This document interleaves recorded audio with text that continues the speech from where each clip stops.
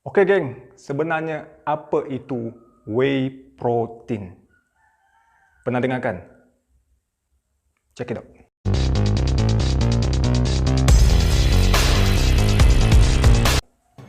Okey geng, hari ini kita nak cerita sikit pasal whey protein. Apa itu whey protein sebenarnya? Kenapa dia popular di dalam bidang bina badan? Okey, sebenarnya bukan dalam bidang bina badan saja. So, whey protein ini digunakan oleh atlet, okey, oleh orang-orang yang memerlukan protein. Okey, contohnya orang tua pun perlukan protein. Okey, kalau korang tengok kan iklan-iklan tepi jalan kat highway tu, korang perasan tak? Satu iklan Appleton besar, okey, dia tulis untuk orang tua. Ya baguslah benda ni dia kata. Tapi tu bukan kategori whey protein yang kita guna untuk fast absorb ni. Tu dia kategori casein, okey, slow release. Okey, slow release. Kalau orang tua ambil yang laju ni kan dahsyat pula jadinya kan. So, orang tua pun sedia gunakan protein dan sangat berguna. Okey, tapi dia gunakan casein lah, slow release. Alright? Okey geng, sebenarnya whey protein ni macam mana dia orang buat? Okey, ada yang cakap whey protein ni sebenarnya keju. Okey, dia sebenarnya bukan keju. Dia on the way proses nak buat keju tu, masa itulah dia terjumpanya whey protein ni. Okey. So whey protein ni sebenarnya adalah hasil daripada pengasingan susu sebelum terjadinya keju. Okey, semasa on the way dia orang nak buat keju ni, okey. Keju ni kan macam produk tenusu. So on the way semasa nak siapnya buatnya keju tu, so ada satu proses pengeringan, proses pengasingan, okey. So on the way itulah dia orang dapat whey protein ni. Okey, biasanya whey protein ni dalam serbuk lah, okey. Asalnya dalam serbuk, mula cair daripada cair, tapi yang popularnya serbuk lah, okey. Sebelum jadi bar protein lah, sebelum jadi apa cekedis protein whatever yang lain tu, okey. So asalnya dan kebanyakannya adalah serbuk. Okey, whey protein ni dia dalam kategori protein, okey. Dia bukan dalam kategori kalsium ke magnesium, okey. Itu yang korang kena tahu. So fungsinya adalah membantu membesarkan otot dan untuk recovery. Okey, samalah macam telur, ikan, cheese, keju macam kita cakap tadi. So dalam kategori yang tu, okey, dia bukan duduk dalam kategori nasi, dalam kategori roti, whatever tu semua. Okey, dia duduk dalam kategori ikan, ayam, macam aku sebut tadi. Dia protein, dia dalam kategori protein. Okey, kalau tak ambil whey protein ni pun tak apa, just makan ikan, makan ayam, okey, masih okey. Tapi cuma bila ambil whey protein ni, dia mempercepatkan lagi proses kita nak recovery, mempercepatkan proses kita nak makan lah.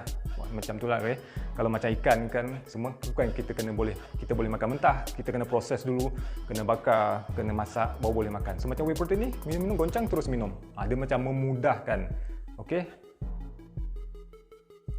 Okey, whey protein ni pula dia ada 3 jenis utama, kategori dia lah. Okey. So yang pertama concentrate. Okey, whey protein concentrate. Okey, ni boleh dikatakan yang paling murah lah, sebab dia dalam kandungan dia tu dalam 70% ke 80% kandungan protein dia. Okey, selebihnya ada lemak. Okey, mengandungi lemak dengan laktos. Okey, so 70% saja dia punya protein. Okey, so yang kedua dia adalah whey protein isolate. Okey, ni boleh dikatakan popular jugalah, sebab dalam dia 90% protein. Okey, 90% kira tinggi lah. Lagi 10% tu barulah ada kandungan dia yang lain-lain. Okey, lemak lah, whatever tu semua. Okey, yang paling mahal, yang nombor 3 ni, kalau korang pernah jumpa whey protein hydro.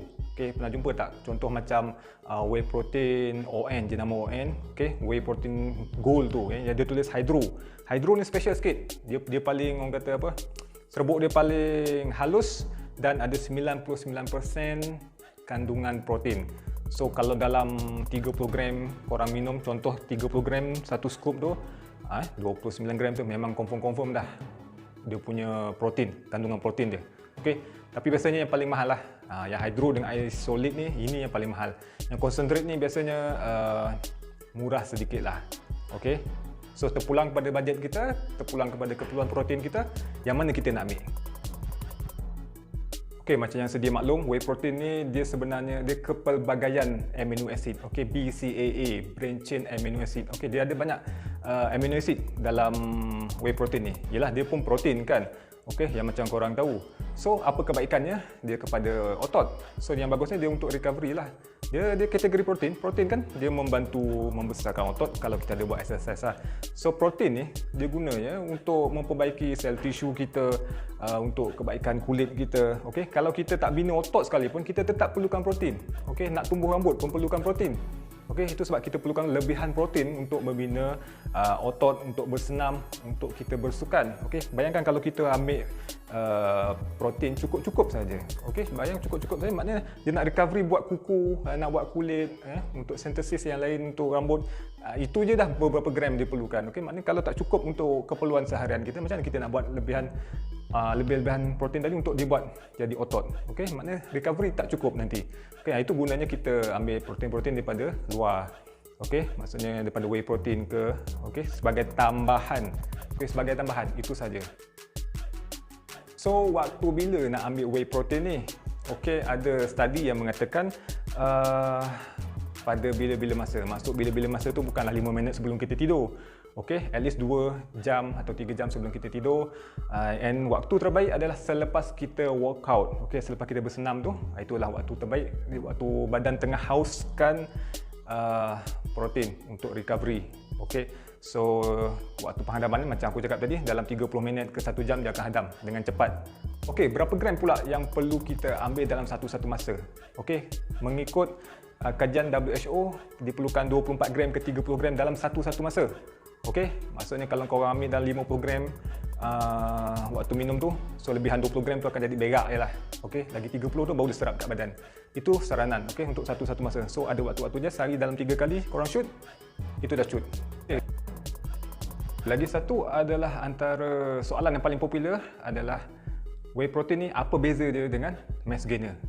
Okey, whey protein ni macam kita tahu, dia adalah whey protein, dia protein. Okey, dia banyak kandungan protein, tinggi kandungan protein. So berbandingkan dengan mass gainer ni tadi, dia tinggi fat, dia tinggi gula, dia tinggi karbohidrat. Okey, itu saja bezanya. Dua-dua tetap sama, ada protein. Mass gainer ada protein yang tinggi, yang whey protein memang ada tinggi protein. Okey, cuma yang whey protein ni rendah kalori, yang mass gainer ni of course lah tinggi gila dia punya kalori. Okey, kalori yang tinggi tu termasuklah daripada karbo tadi tu. Karbo dia tinggi, gula dia tinggi, fat dia tinggi. So sangat sesuai untuk orang yang sangat kurus macam aku dulu, 45 kilo, untuk naikkan berat badan. So untuk yang badan okey, endomorph ke apa semua tu, just gunakan whey protein pun dah okey. Okey, kalau korang yang berbadan gempal gunakan mass gainer, meletup-letuplah badan korang naik nanti. Okey, memang terus gemuk, terus bulat, terus obes. Okey, itu saja beza dia. Alright geng, itu saja video aku pasal whey protein kali ni. So aku harap korang boleh enjoy, and jangan lupa like, share, komen. So untuk yang baru jumpa channel ni, jangan lupa subscribe. Okay, so kita akan jumpa lagi dalam video yang akan datang.